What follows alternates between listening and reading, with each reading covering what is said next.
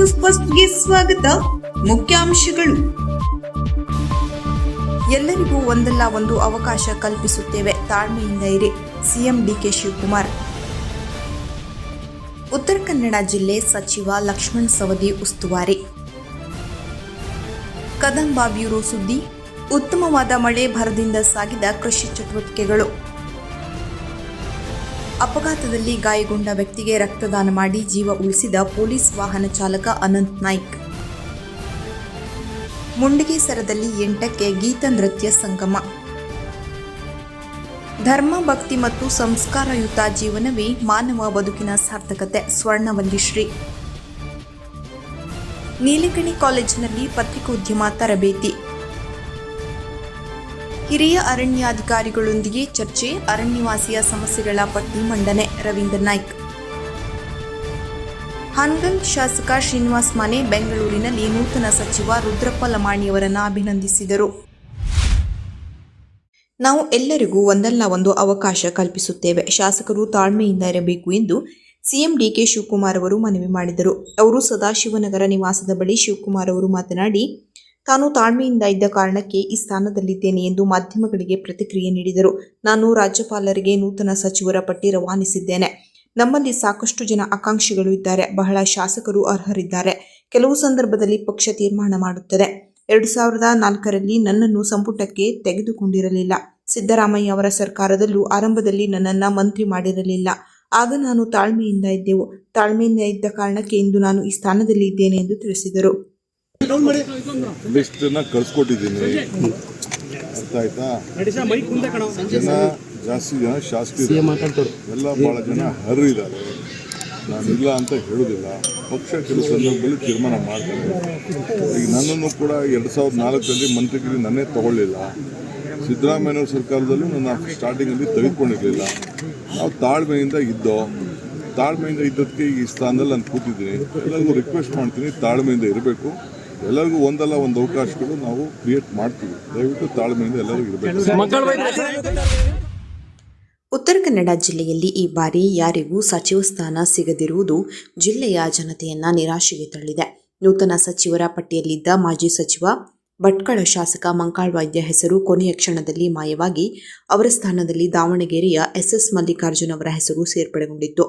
ಅಲ್ಲಿಗೆ ಮಂಕಾಳ್ ವೈದ್ಯರು ಸಚಿವ ಸ್ಥಾನ ವಂಚಿತರಾಗಬೇಕಾಯಿತು. ಈಗ ಜಿಲ್ಲೆಯಲ್ಲಿ 5 ಕಾಂಗ್ರೆಸ್ ಶಾಸಕರಿದ್ದರೂ ಒಬ್ಬರಿಗೂ ಸಚಿವ ಸ್ಥಾನ ಸಿಗದಿರುವುದು ಜಿಲ್ಲೆಯ ಕಾಂಗ್ರೆಸ್ ಕಾರ್ಯಕರ್ತರಿಗೆ, ಮುಖಂಡರಿಗೆ ಅಪಾರ ನಿರಾಶೆ ಮೂಡಿಸಿದೆ.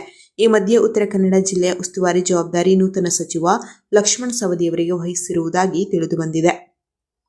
ನೂತನ ಉಸ್ತುವಾರಿಗೆ ಜಿಲ್ಲೆಯಲ್ಲಿ ತಕ್ಷಣ ಬರ ಪರಿಸ್ಥಿತಿ, ಅತಿವೃಷ್ಟಿ ಕುರಿತು ಪರಿಶೀಲಿಸಲು ಪ್ರವಾಸ ಕೈಗೊಳ್ಳುವಂತೆ ಸೂಚಿಸಲಾಗಿದೆ ಎಂದು ತಿಳಿದುಬಂದಿದೆ. ಕದಂಬ ಬ್ಯೂರೋ ಸುದ್ದಿ. ಶಿರಸಿ ತಾಲೂಕಿನಾದ್ಯಂತ ಅಗೆಮಡಿ ಮಾಡಲು ರೈತರಿಗೆ ಅಗತ್ಯಕ್ಕೆ ತಕ್ಕಂತಹ ಮಳೆಯಾಗದ ಕಾರಣ ಕೃಷಿ ಚಟುವಟಿಕೆಗಳು ನಿಂತು ಹೋಗಿದ್ದವು. ಕಳೆದ 15 ದಿನಗಳಿಂದ ತಾಲೂಕಿನಾದ್ಯಂತ ಉತ್ತಮ ಮಳೆಯಾಗಿದ್ದು ರೈತರ ಮೊಗದಲ್ಲಿ ಮಂದಹಾಸ ಮೂಡಿ ಕೃಷಿ ಚಟುವಟಿಕೆಗಳಿಗೆ ಜೀವಕಳೆ ಬಂದಿದೆ. ಈಗಾಗಲೇ ಸುಮಾರು 800ರಿಂದ 1,000 ಹೆಕ್ಟೇರ್ ಪ್ರದೇಶದಲ್ಲಿ ಬಿತ್ತನೆಯಾಗಿದ್ದು ಸದ್ಯ ಈಗ 1,000 ಹೆಕ್ಟೇರ್ ಪ್ರದೇಶದಲ್ಲಿ ಭತ್ತದ ಅಗೆಮಡಿ ಕಾರ್ಯ ನಡೆಯುತ್ತಿದೆ. ಇನ್ನು 6,000 ಹೆಕ್ಟೇರ್ ಪ್ರದೇಶದಲ್ಲಿ ಅಗೆಮಡಿ ಕಾರ್ಯ ಪ್ರಾರಂಭವಾಗಬೇಕಿದೆ. ಅದಕ್ಕೆ ರೈತರು ಸಕಲ ಸಿದ್ಧತೆಗಳನ್ನು ಮಾಡಿಕೊಳ್ಳುತ್ತಿದ್ದಾರೆ. ಇನ್ನು ಕೆಲ ರೈತರು ಅಗೆಮಡಿ ಕಾರ್ಯ ಪ್ರಾರಂಭಿಸಿದ್ದಾರೆ. ಇನ್ನು ಹಲವಾರು ರೈತರು ತಮ್ಮ ತಮ್ಮ ಜಮೀನಿನಲ್ಲಿ ಭತ್ತದ ಗದ್ದೆಗಳನ್ನು ಸ್ವಚ್ಛಗೊಳಿಸಿ ಭತ್ತದ ಅಗೆಮಡಿ ಕಾರ್ಯಕ್ಕೆ ಸಿದ್ಧತೆ ಮಾಡಿದ್ದಾರೆ. ಇನ್ನೊಂದು 15 ದಿನಗಳೊಳಗಾಗಿ ಸುಮಾರು 6,000 ಹೆಕ್ಟೇರ್ ಪ್ರದೇಶದ ಭತ್ತದ ಗದ್ದೆಯಲ್ಲಿ ಅಗೆಮಡಿ ಕಾರ್ಯ ಪ್ರಾರಂಭವಾಗುವ ಎಲ್ಲಾ ಲಕ್ಷಣಗಳು ಗೋಚರಿಸುತ್ತಿವೆ.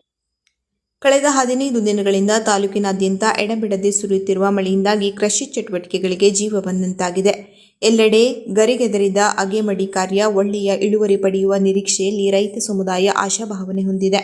ಪ್ರತಿ ವರ್ಷ ಶಿರಸಿ ಸೇರಿದಂತೆ ತಾಲೂಕಿನ ಪೂರ್ವ ಭಾಗದ ಬನವಾಸಿ ವ್ಯಾಪ್ತಿಯ ಗ್ರಾಮಗಳಾದ ಬಾಳಂಜೆ, ಹೊಸಕೊಪ್ಪ, ಕುಪ್ಪಗಡ್ಡೆ, ಒದ್ದಲ, ಸಂತೊಳ್ಳಿ, ಅಂಡಗಿ, ಬಾಶಿಮಗವಳ್ಳಿ, ಬನವಾಸಿ, ದಾಸನಕೊಪ್ಪ, ದನಗನಹಳ್ಳಿ, ಗುಡ್ನಾಪುರ, ಸುಗಾವಿ ಮುಂತಾದ ಗ್ರಾಮಾಂತರ ಪ್ರದೇಶದಲ್ಲಿ ಭತ್ತದ ಅಗೆ ಮಾಡಿ ಅದನ್ನು ಗದ್ದೆಗೆ ನಾಟಿ ಮಾಡುವ ಕಾರ್ಯ ಈಗ ಬರದಿಂದ ಸಾಗಿದೆ. ವಾಡಿಕೆಯಂತೆ ಜುಲೈ ತಿಂಗಳಲ್ಲಿ ಭತ್ತದ ಅಗೆಮಡಿ ಕಾರ್ಯ ಚುರುಕಿನಿಂದ ಸಾಗುತ್ತಿತ್ತು. ಆದರೆ ಈ ವರ್ಷ ಮಳೆಯ ಕೊರತೆಯಿಂದ ಅಗೆಮಡಿ ಕಾರ್ಯಕ್ಕೆ ಕೊಂಚ ಹಿನ್ನಡೆಯಾಗಿದೆ. ಇಷ್ಟೊತ್ತಿಗಾಗಿ ಸುಮಾರು 7,000 ಹೆಕ್ಟೇರ್ ಪ್ರದೇಶದಲ್ಲಿ ನಾಟಿ ಕಾರ್ಯ ಪೂರ್ಣಗೊಳಿಸಲಾಗುತ್ತಿತ್ತು. ಈಗ ಇನ್ನುಳಿದ 70ರಿಂದ 80% ಹೆಕ್ಟೇರ್ ಭೂಮಿಯಲ್ಲಿ ಅಗೆಮಡಿ ಮಾಡುವುದಕ್ಕೆ ರೈತರು ಸಿದ್ಧತೆ ನಡೆಸುತ್ತಿದ್ದಾರೆ. ಅದಕ್ಕಾಗಿ ರೈತರು ರಸಗೊಬ್ಬರಗಳನ್ನು ಖರೀದಿ ಮಾಡುವ ಭರಾಟೆಯಲ್ಲಿ ರೈತರು ತೊಡಗಿರುವುದು ವಿಶೇಷವಾಗಿದೆ. ಮಳೆಯ ಕೊರತೆಯಿಂದ ಅಗೆಮಡಿ ಮಾಡಲು ರೈತರಿಗೆ ತೀವ್ರ ತೊಂದರೆಯಾಗಿತ್ತು. ಈಗ ರೈತರಿಗೆ ಬೇಕಾದಂತಹ ಮಳೆಯಾಗಿರುವುದರಿಂದ ಅಗೆಮಡಿ ಕಾರ್ಯ ರೈತರಲ್ಲಿ ಜೋರಾಗಿ ನಡೆಯುತ್ತಿದೆ. ಅದಕ್ಕಾಗಿ ರೈತರು ರಸಗೊಬ್ಬರ ಖರೀದಿಯಲ್ಲಿ ತೊಡಗಿಕೊಂಡಿದ್ದು ಸಂತೋಷವಾಗಿದೆ. ಅಲ್ಲದೆ ರೈತರಿಗೆ ಬೇಕಾದ ರಸಗೊಬ್ಬರಗಳು ನಮ್ಮ ಶಿರಸಿ ತಾಲೂಕಿನ ಎಲ್ಲ ಸಹಕಾರಿ ಸೊಸೈಟಿಗಳಲ್ಲಿ ಮತ್ತು ಖಾಸಗಿ ರಸಗೊಬ್ಬರ ಅಂಗಡಿಗಳಲ್ಲಿ ದಾಸ್ತಾನು ಲಭ್ಯವಿದೆ ಎಂದು ಮಧುಕರ್ ನಾಯ್ಕ್, ಸಹಾಯಕ ಕೃಷಿ ಅಧಿಕಾರಿ ತಿಳಿಸಿದ್ದಾರೆ. ಶಿರಸಿ ವಿಭಾಗದ ಶಿರಸಿ ಚಿಪ್ಪಗಿ ಸರ್ಕಾರಿ ಕಟ್ಟಿಗೆ ಡಿಪೋದಲ್ಲಿ ಸಾರ್ವಜನಿಕ ಈ ಹರಾಜು ಪ್ರಕ್ರಿಯೆಯು ದಿನಾಂಕ ಆಗಸ್ಟ್ 5, 2026 ಮತ್ತು ಆಗಸ್ಟ್ 6, 2026ರಂದು ವಿವಿಧ ಜಂಗಲಿ ಜಾತಿಯ ದಿನ್ನೆಗಳು ಮತ್ತು ವರ್ಗೀಕರಿಸಿದ ಜಲವುಲಾಟುಗಳು ಮತ್ತು ಸರ್ಕಾರದಿಂದ ಅನುಮೋದಿಸಲ್ಪಟ್ಟ ಕಟ್ಟಿಗೆಗಳ ಈ ಹರಾಜು ಪ್ರಕ್ರಿಯೆಯು ಪ್ರಕಟಣೆಯ ನಿಯಮಾನುಸಾರ QR ಕೋಡ್ ಮಾದರಿಯಲ್ಲಿ QR ಕೋಡ್ ಸ್ಕ್ಯಾನ್ ಮಾಡಿ ಸಂಬಂಧಿಸಿದ ಕಟ್ಟಿಗೆಯ ಹರಾಜಿನಲ್ಲಿ ಭಾಗವಹಿಸಬಹುದಾಗಿದೆ. ಹೆಚ್ಚಿನ ಮಾಹಿತಿಗಾಗಿ ಚಿಪ್ಪಗೆ ಮರಗಟ್ಟು ಸಂಗ್ರಹಾಲಯ ಡಿಪೋ ವಲಯ ಅರಣ್ಯಾಧಿಕಾರಿ ಮೊಬೈಲ್ ನಂಬರ್ 8884922273ಗೆ ಸಂಪರ್ಕಿಸಿ ಮಾಹಿತಿ ಪಡೆಯಬಹುದಾಗಿದೆ ಎಂದು ಪ್ರಕಟಣೆಯ ಮೂಲಕ ತಿಳಿಸಿದೆ. ಯಲ್ಲಾಪುರದ ಮಂಜುನಾಥ ನಗರದ ಮಾರ್ಕೋಸ್ ಅವರು ಅಪಘಾತದಲ್ಲಿ ಕೈ ಮುರಿದುಕೊಂಡು ಕಾರವಾರದ ಸಿವಿಲ್ ಆಸ್ಪತ್ರೆಯಲ್ಲಿ ದಾಖಲಾಗಿದ್ದು, ಆಪರೇಷನ್ ಮಾಡಲು ಅಗತ್ಯವಾದ O ನೆಗೆಟಿವ್ ರಕ್ತದ ಹುಡುಕಾಟದಲ್ಲಿ ನಿರಂತರ ಹುಡುಕಾಟ ನಡೆಸಿದ ಯಲ್ಲಾಪುರದ ಸತೀಶ್ ನಾಯ್ಕ್, ಸಾಯಿನಾಥ್ ಉಣ್ಕಲ್, ಮಾರುತಿ ತನೇಕರ್, ವಿಕ್ಟೋರಿಯಾ ಅವರು O ನೆಗೆಟಿವ್ ರಕ್ತದ ವ್ಯವಸ್ಥೆಯಾಗದೆ ಹತಾಶರಾಗಿ ಕಾರವಾರದ ಬ್ಲಡ್ ಡೊನೇಟರ್ಸ್ ಕಾರವಾರ ವಾಟ್ಸಪ್ ಗ್ರೂಪ್ನ ಅಡ್ಮಿನ್ ವಿನಾಯಕ್ ನಾಯ್ಕ್ ಚೆಂಡಿಯಾ ಅವರಲ್ಲಿ ಕೇಳಿಕೊಂಡಾಗ ಅವರು ನಿರಂತರ ಪ್ರಯತ್ನದ ಫಲವಾಗಿ ಕಾರವಾರದ 112 ಪೊಲೀಸ್ ವಾಹನದ ಚಾಲಕ ಅನಂತ್ ನಾರಾಯಣ್ ನಾಯ್ಕ್ ಅವರನ್ನು ಸಂಪರ್ಕಿಸಿ ಅತಿ ವಿರಳವಾಗಿ ರಕ್ತದ ವ್ಯವಸ್ಥೆ ಮಾಡಿಕೊಟ್ಟರು. ಅಪಘಾತದಲ್ಲಿ ಗಾಯಗೊಂಡ ಮಾರ್ಕೋಸ್ ಅವರ ಜೀವ ಉಳಿಸುವಲ್ಲಿ ಯಶಸ್ವಿಯಾಗಿದ್ದಾರೆ. ಅತಿ ವಿರಳವಾಗಿ O ನೆಗೆಟಿವ್ ರಕ್ತ ನೀಡಿದ ಅನಂತ ನಾರಾಯಣ್ ನಾಯ್ಕ್ ಹಾಗೂ ರಕ್ತದ ವ್ಯವಸ್ಥೆ ಮಾಡಿಕೊಟ್ಟ ವಿನಾಯಕ್ ನಾಯ್ಕ್ ಚಂಡಿಯಾ ಅವರಿಗೆ ರೋಗಿಯ ತಾಯಿ ಪ್ರಮೀಳಾ ಅವರು ಧನ್ಯವಾದ ತಿಳಿಸಿದ್ದಾರೆ.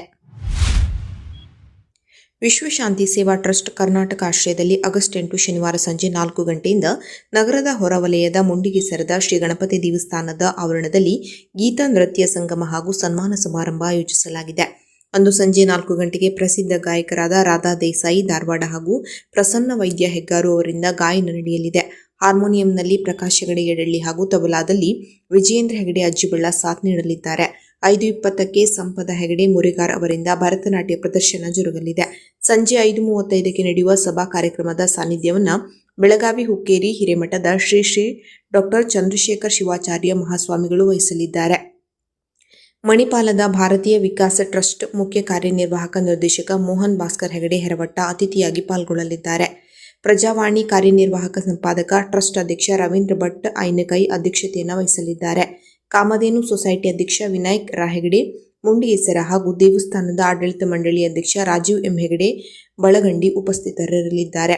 ಈ ಸಂದರ್ಭದಲ್ಲಿ ಶಿರಸಿಯ ವಿದ್ಯಾನಗರದ ರುದ್ರಭೂಮಿ ಸಂಸ್ಥೆಯ ಮುಖ್ಯಸ್ಥ ಹಿರಿಯ ಬರಹಗಾರ ವೈಶಾಲಿ ವಿಪಿ ಹೆಗಡೆ ಅವರನ್ನು ಗೌರವಿಸಿ ಸನ್ಮಾನಿಸಲಾಗುತ್ತಿದೆ. ಸಂಜೆ 6:40ಕ್ಕೆ ಯುವ ಯಕ್ಷಗಾನ ಕಲಾವಿದೆ ತುಳಸಿ ಹೆಗಡೆ ಪ್ರಸ್ತುತಿಯ ವಿಶ್ವಾಭಿಗಮನಂ ಯಕ್ಷ ನೃತ್ಯ ರೂಪಕ ಪ್ರದರ್ಶನ ನಡೆಯಲಿದೆ. ಭಗವಾನ್ ಶ್ರೀಕೃಷ್ಣನ ಲೀಲೆ ಹಾಗೂ ಗೋಕುಲ ನಿರ್ಗಮನ ಕಥಾನಕ ಆಧಾರಿತ ಈ ಏಕ ವ್ಯಕ್ತಿ ಯಕ್ಷರೂಪಕಕ್ಕೆ ಕೊಳಗೆ ಕೇಶವ ಹೆಗಡೆ ಭಾಗವತಿಕೆ, ಶಂಕರ್ ಭಾಗವತ್ ಯಲ್ಲಾಪುರ ಮದ್ದಲೆ ಹಾಗೂ ವಿಘ್ನೇಶ್ವರ ಗೌಡ ಕೆಸರುಕೊಪ್ಪ ಚಂಡಿ ಸಾಥ್ ನೀಡಲಿದ್ದಾರೆ. ವೆಂಕಟೇಶ್ ಬೊಗ್ರಿಮಕ್ಕಿ ಪ್ರಸಾದನ ಸಹಕಾರ ನೀಡಲಿದ್ದಾರೆ. ವಿ ಉಮಾಕಾಂತ್ ಭಟ್ ಕೆರೆಕೈ ನಿರ್ದೇಶನ, ಡಾ ಕಬ್ಬಿನಾಲೆ ವಸಂತ್ ಭಾರದ್ವಾಜ್ ಅವರ ಸಾಹಿತ್ಯ, ವಿನಾಯಕ್ ಹೆಗಡೆ ಕಲಗದ್ದೆ ನೃತ್ಯ ನಿರ್ದೇಶನ ನೀಡಲಿದ್ದಾರೆ.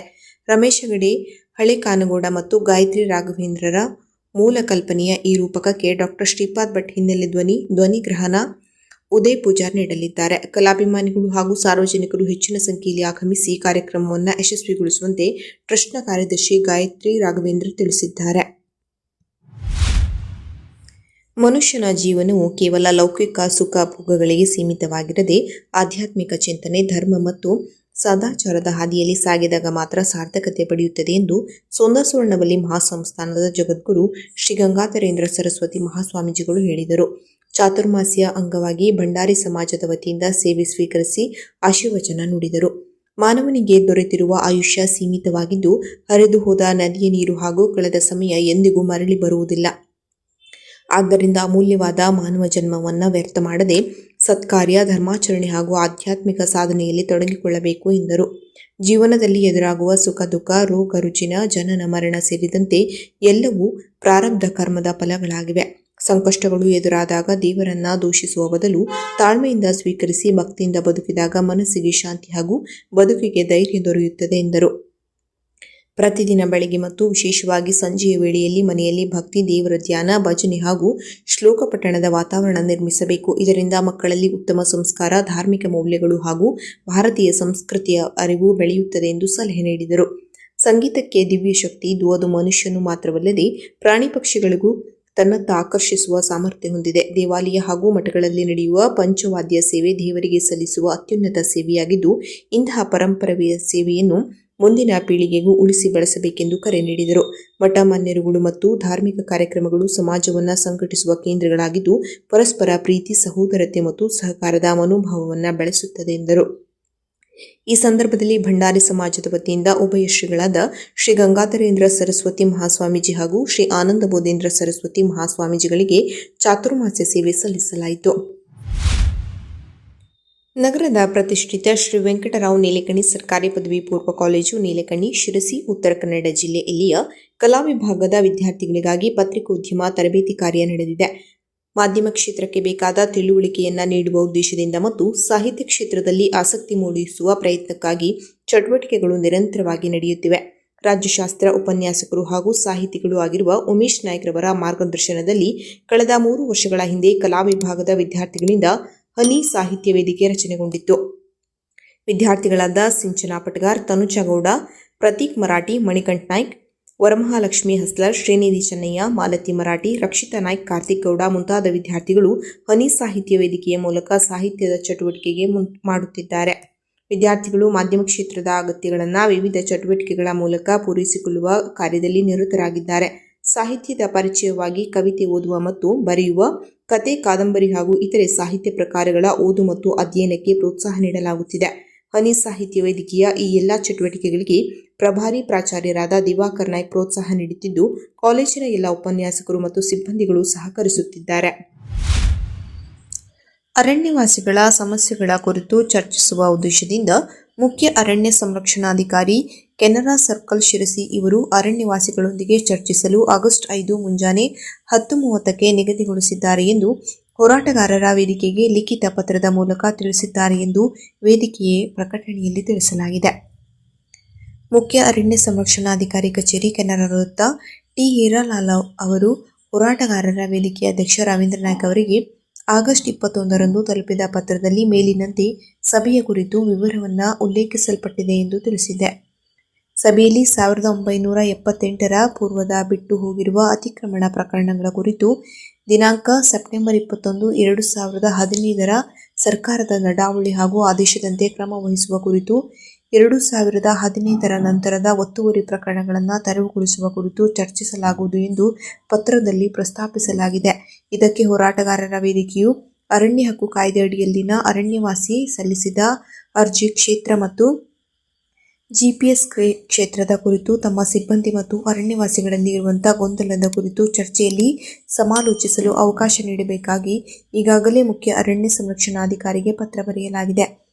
ಮಹತ್ವಪೂರ್ಣ ಚರ್ಚೆಯ ಸಭೆಯಲ್ಲಿ ಅರಣ್ಯವಾಸಿಗಳ ಸಮಸ್ಯೆಗಳ ನಿವಾರಣೆಗೆ ಪೂರಕವಾದುದು ಎಂದು ಅಧ್ಯಕ್ಷ ರವೀಂದ್ರ ನಾಯ್ಕ್ ತಿಳಿಸಿದ್ದಾರೆ. ಮುಖ್ಯಮಂತ್ರಿ ಡಿಕೆ ಶಿವಕುಮಾರ್ ಅವರ ಸಂಪುಟದಲ್ಲಿ ನೂತನ ಸಚಿವರಾಗಿ ಪ್ರಮಾಣ ವಚನ ಸ್ವೀಕರಿಸಿದ ಹಾವೇರಿ ಶಾಸಕ ರುದ್ರಪ್ಪ ಲಮಾಣಿ ಅವರಿಗೆ ಸ್ಥಳೀಯ ಶಾಸಕ ಶ್ರೀನಿವಾಸ್ ಮಾನೆ ಮಂಗಳವಾರ ಬೆಂಗಳೂರಿನ ಶಾಸಕರ ಭವನದಲ್ಲಿ ಭೇಟಿ ಮಾಡಿ ಅಭಿನಂದಿಸಿದರು. ಬರಲಿರುವ ದಿನಗಳಲ್ಲಿ ಜಿಲ್ಲೆಯ ಸರ್ವತೋಮುಖ ಅಭಿವೃದ್ಧಿ ಹಾಗೂ ಪಕ್ಷದ ಸಂಘಟನೆಗೆ ಅಗತ್ಯ ಸಹಕಾರ ನೀಡುವುದಾಗಿ ಈ ಸಂದರ್ಭದಲ್ಲಿ ಶಾಸಕ ಮಾನೆ ತಿಳಿಸಿದರು. ಶಿಗ್ಗಾಂವಿ ಸವಣೂರು ಕ್ಷೇತ್ರದ ಶಾಸಕ ಯಾಸಿರ್ ಖಾನ್ ಪಠಾಣ್ ಹಾಜರಿದ್ದರು. ಕೊನೆಯಲ್ಲಿ ಮತ್ತೊಮ್ಮೆ ಮುಖ್ಯಾಂಶಗಳು. ಎಲ್ಲರಿಗೂ ಒಂದಲ್ಲ ಒಂದು ಅವಕಾಶ ಕಲ್ಪಿಸುತ್ತೇವೆ, ತಾಳ್ಮೆಯಿಂದ ಇರಿ, ಸಿಎಂ ಡಿಕೆ ಶಿವಕುಮಾರ್. ಉತ್ತರ ಕನ್ನಡ ಜಿಲ್ಲೆ ಸಚಿವ ಲಕ್ಷ್ಮಣ್ ಸವದಿ ಉಸ್ತುವಾರಿ. ಕದಂಬ ಬ್ಯೂರೋ ಸುದ್ದಿ. ಉತ್ತಮವಾದ ಮಳೆ ಭರದಿಂದ ಸಾಗಿದ ಕೃಷಿ ಚಟುವಟಿಕೆಗಳು. ಅಪಘಾತದಲ್ಲಿ ಗಾಯಗೊಂಡ ವ್ಯಕ್ತಿಗೆ ರಕ್ತದಾನ ಮಾಡಿ ಜೀವ ಉಳಿಸಿದ ಪೊಲೀಸ್ ವಾಹನ ಚಾಲಕ ಅನಂತ್ ನಾಯ್ಕ್. ಮುಂಡಗೇಸರದಲ್ಲಿ 8ಕ್ಕೆ ಗೀತ ನೃತ್ಯ ಸಂಗಮ. ಧರ್ಮ, ಭಕ್ತಿ ಮತ್ತು ಸಂಸ್ಕಾರಯುತ ಜೀವನವೇ ಮಾನವ ಬದುಕಿನ ಸಾರ್ಥಕತೆ. ಸ್ವರ್ಣವಲ್ಲಿ ಶ್ರೀ. ನೀಲಕಣಿ ಕಾಲೇಜಿನಲ್ಲಿ ಪತ್ರಿಕೋದ್ಯಮ ತರಬೇತಿ.